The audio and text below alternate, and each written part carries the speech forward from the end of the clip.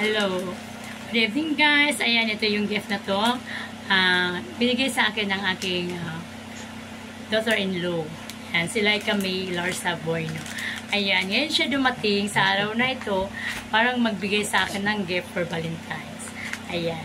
Thank you very much sa iyo, Laika.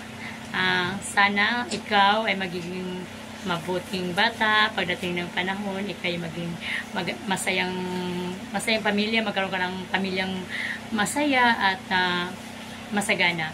Kaya thank you very much sa binigay mo sa akin tong gift na to as a symbol of love. Sana habang buhay mahalin mo ako. Kaya thank you sa iyo. Ayan, isusunod ko ito yung gift ng kanyang papa.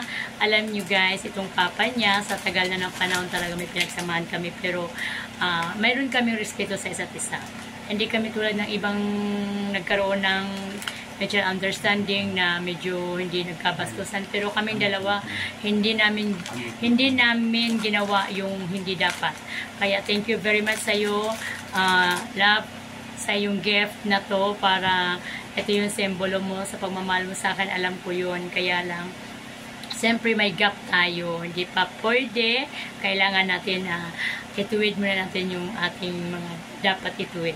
Kaya ito yung gift mo sa akin sa Valentine's na to ay simbolo sa pagmamahal mo sa akin. Thank you very much sa iyo. And I love you. And also sa iyo, Laika Larsa Bueno, thank you very much sa yung gift. And thank you and I love you.